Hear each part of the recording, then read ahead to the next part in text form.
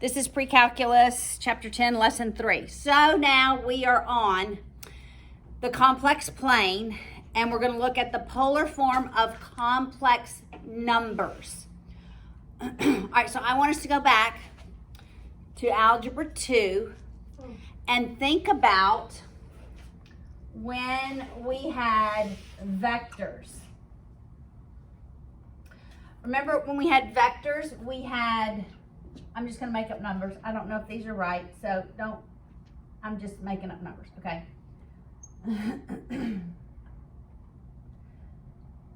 I'm just going to go 6, 8, 10. I don't know if that's the angle for 6, 8, 10. Got it? But we had polar form and we had rectangular form. Do you remember that? Mm-hmm. Polar form and rectangular form. Right? Okay. Now, this French guy named Argand came up with a coordinate system for the complex plane. So instead of having X and Y axes, we now have a real and an imaginary. So that this is my real axis and this is my imaginary axis. It works the exact same way as the XY axis.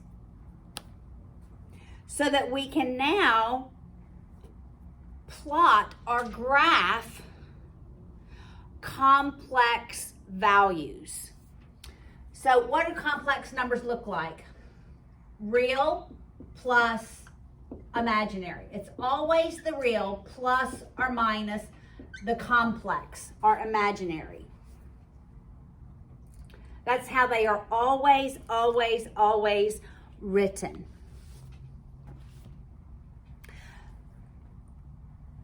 So, does this sort of look like 6R plus 8U? It does. So think of it the same way. Think of it the same way as we did in Algebra 2. It's very similar to vectors. So if I were to graph 3 plus 2i, that means my real value goes up to 3, my imaginary value up to 2, and there is the point. So really my imaginary or my complex form is like a vector. The R and the U is like the rectangular form of our vectors. And if I had this vector,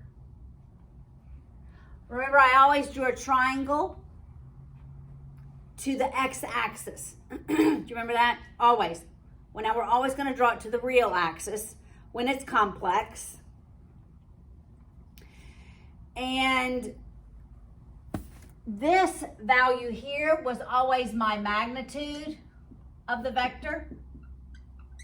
So it was my magnitude at theta, right? That was polar form. So it's going to be very similar to that.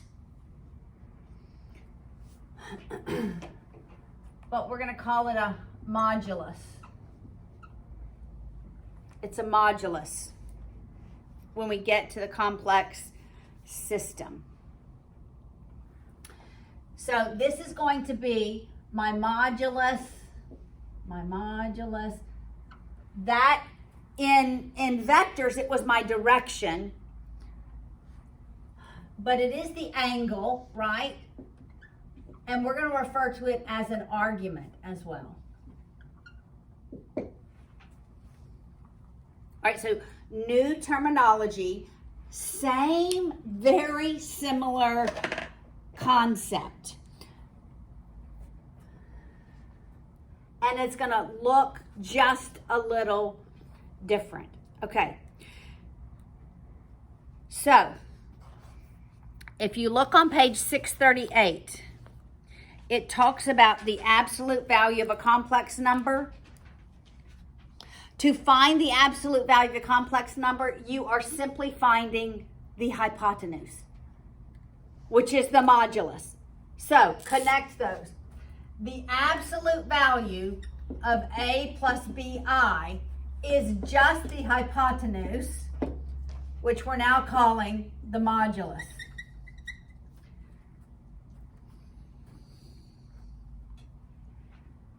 All right, so my A value here is 3, right? My B value here is 2. How do I calculate the modulus? It's Pythagorean theorem. A squared plus B squared Equals the modulus squared, exactly. So it's 3 squared plus 2 squared equals the modulus squared. Why do I ignore I? What's I squared? 1. It's negative 1. What's negative 1 squared? 1. So that's why I is not even here, because it would be I squared, but it would be a positive 1 because it's inside the parentheses. And so that's what, 9 plus 4 is the modulus squared. So the modulus is going to be square root 13. So you ignore I when you're solving for the modulus, because our hypotenuse is always positive. It's always, always, always been positive. All right, so that's all you do to solve for the absolute value. So if I were to plot 4 plus 5i, 4 plus 5i, I'm going to go positive 4 on the real plane, up 5 on the imaginary. And then if I were to solve for the modulus, which is the absolute value, which is the length of the vector, right? So guys, this really is physics. I just take 4 squared plus 5 squared, and I take the square root of it. That is the absolute value of 4 plus 5i. So that's the square root of 16 plus 25. What does that equal? 41. Square root of 41. I do believe that's as simplified as it gets. I bet this is mine.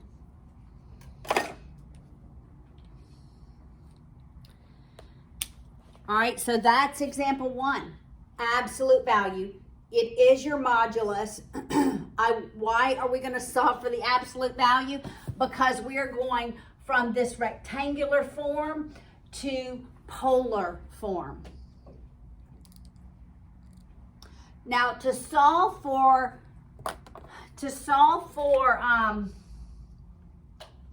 the R and the U value, what did we use to solve for the R value? Do you remember in Algebra 2?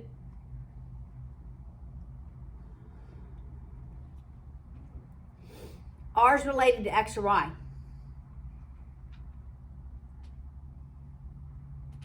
Back in Algebra 2. X-axis or Y-axis? X-axis. X. What do we use when we're thinking X values? What trig ratio? X relates to, yes, cosine. That's right. So when we're going to get the R part, we're going to think cosine. When we want the U part, we're going to think sine.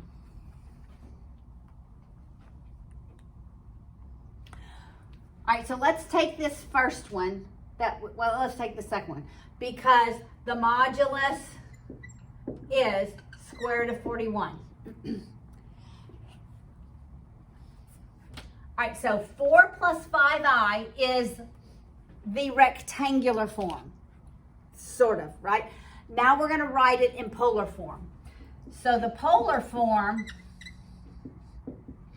is your modulus, which we said square root of 41, open bracket, it's cosine theta plus I, because I is on the y-axis, I sine theta. So that's what polar form is going to look like now.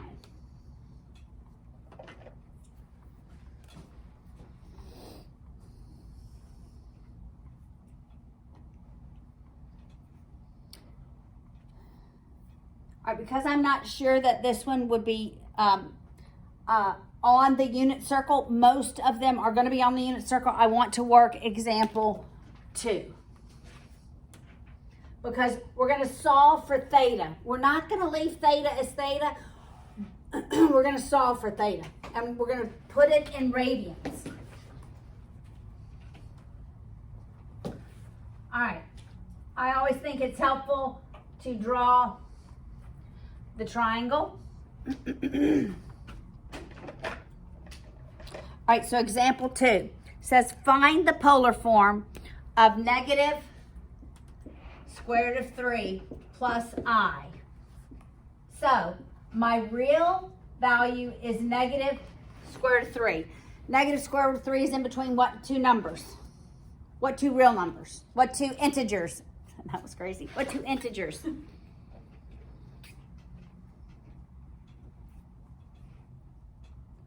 Is square root of 3 between?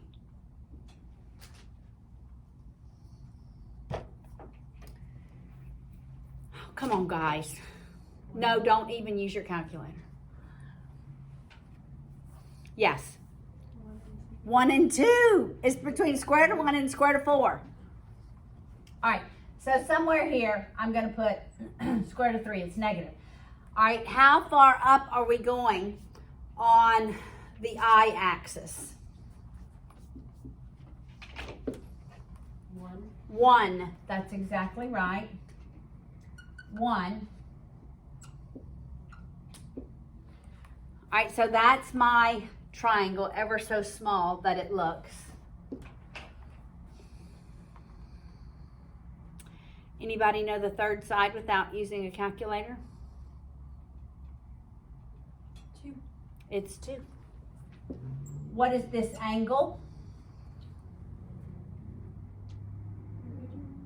Which one? 30.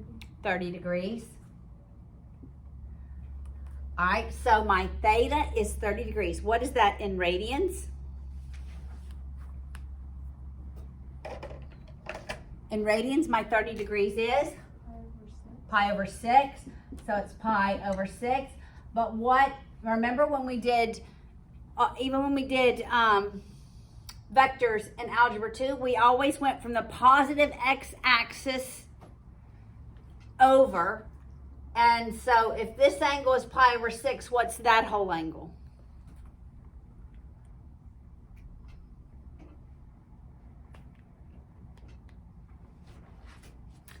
If from here to here is pi over 6, then what's the rest of it? 5 pi over 6. All right, so theta, my angle, is going to be 5 pi over 6. So writing this in polar form, I do the modulus, which is 2, at. Cosine goes first, 5 pi over 6, plus I sine 5 pi over 6.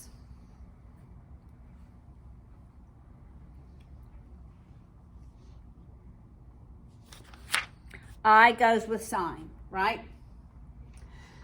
So we can do it in all of the quadrants. Look at example 3.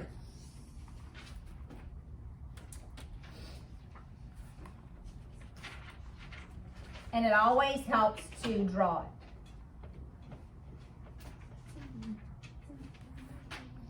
All right, look at example 3. It's negative 2 plus 5i. Negative 2 plus 5i. I draw it. My real value is negative 2. My imaginary value is 5. That's my modulus, right? That's my magnitude. So it's 2, 5. I need to calculate the absolute value of this number to solve for my modulus. So to do that, it's the square root. It is negative 2 squared, but it's going to be positive. So that's 2 squared plus 5 squared, which is the square root of 29. All right, so the modulus is square root of 29.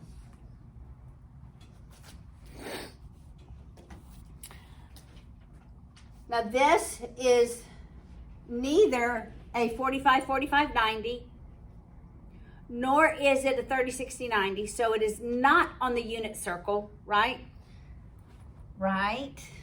Right. Okay. Because the only thing on the unit circle is if the vector is on one of the axes, or, because that's where 0, 1, and -1 is on the axes, or if it's a 30-60-90 or 45-45-90. How do I know it's not a 30-60-90 or a 45-45-90?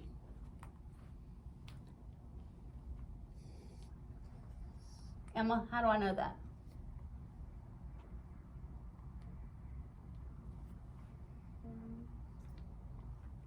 Because 5 and square root of 29 is not one of the... It's definitely not one of those triplets, right? All right, so how do I solve for theta? Do the sine of theta. Okay, I could, but do you remember in Algebra 2 what we always did? We always used the tangent to solve for the angle when going back to polar. So always use the tangent. When you're going polar to complex, that's when you use sine cosine. When you're going complex to polar, you use the tangent. You taking notes? All right, so the tan of theta equals what over what? What does the tan of theta equal? Negative 2 over 5? No.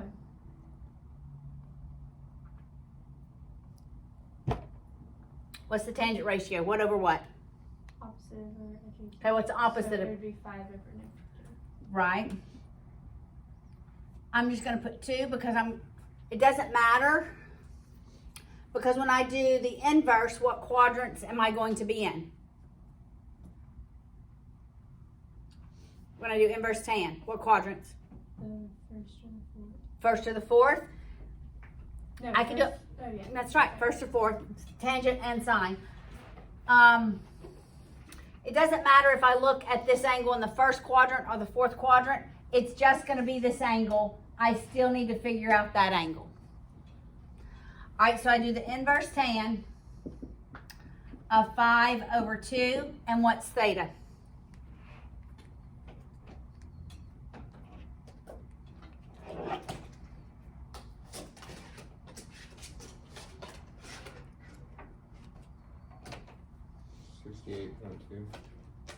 Okay, in radians, everybody needs to be in radians.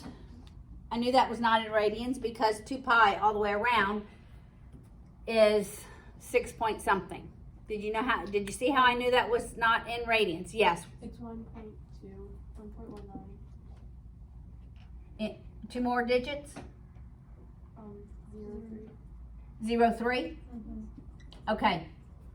So this is 1.1903. How do I find that? 5.5. This theta. Oh. Because that's our angle that we look at. The angle from the positive x-axis. So how do I solve for that? Yes, Emma? Could you do 180 minus that, or pi minus that? Pi. I can't do 180 because we're in radians. Pi minus that value, and what do you get?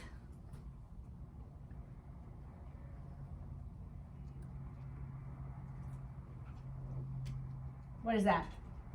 1.9513. All right, so polar form of this is the modulus, square root of 29, at cosine 1.9513 plus I sine 1.9513.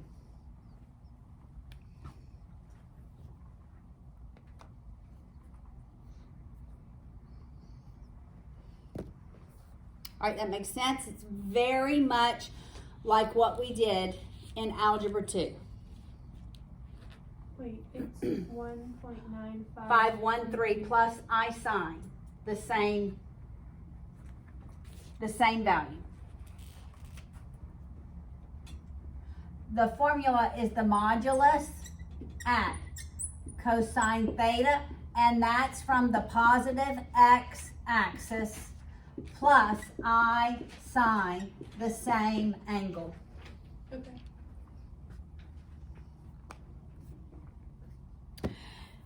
Okay, now you have to think back about what we did with variables. When variables were multiplied, what did we do to the exponents? Multiplication is addition. That's right. Multiplication is addition. Division is subtraction. It's going to be the same way with these vectors in polar form. So look on the bottom of page 640. If we are multiplying polar forms, this is what we are going to do. We have two complex numbers and we're going to multiply them. We're going to multiply their moduli. And the book calls them R1, R2. So you multiply your modulus, says that's not correct. But you're going to add your thetas, theta 1 plus theta 2, plus I sine theta 1 plus theta 2. So that multiplication is addition.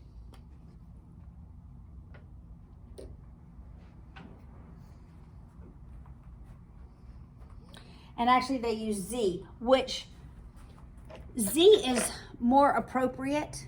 I don't know, at some point, well, Z is the vector. Vector 1 times vector 2. When we divide them, guess what we're going to do? When we divide vectors or complex numbers, we're going to divide their moduli and we're going to subtract their thetas. Same rule.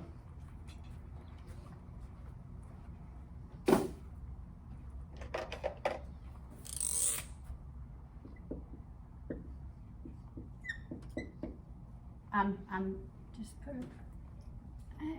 subtracting. All right.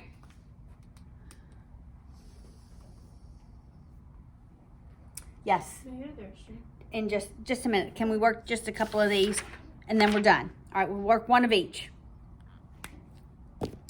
All right, so look, and then we're gonna take a break. First we're gonna multiply, then we're gonna add. But we're gonna use these rules. Multiplication is addition, division is subtraction. But for the moduli, we're going to multiply and divide, okay? So look at example 4.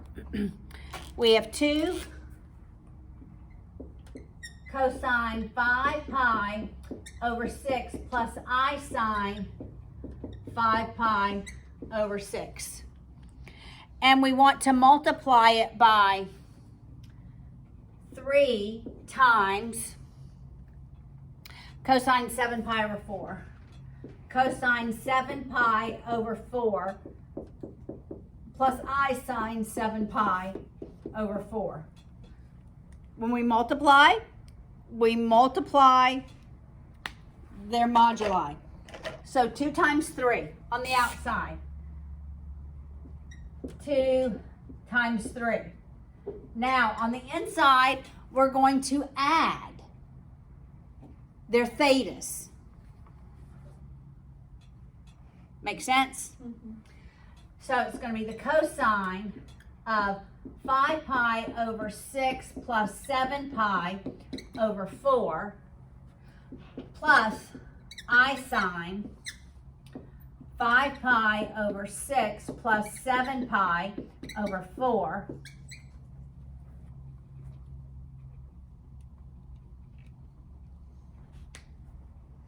Now we're actually going to add them. I'm going to make a common denominator, 12. 6 and 4 go into 12. So I'll multiply that one by 2 over 2, this one by 3 over 3. So that we have cosine. We're going to have 10 pi over 12 plus 21 pi over 12, right? So 10 and 21 is 31, right? 31 pi over 12 plus I sine 31 pi over 12. It's just a common denominator to actually add them. Right? This is simple math. Now when we divide, which is our other next example, everybody with me? Yes, ma'am. All right, when we divide, we're going to subtract. So we have two different vectors.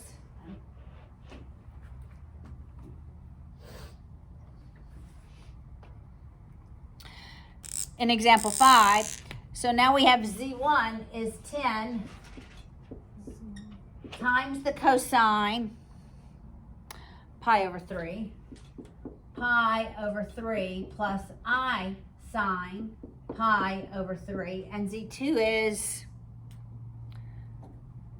2 pi over 4. 2 cosine pi over 4 plus I sine pi over 4. So now it's division, so we divide the moduli and we subtract the radians.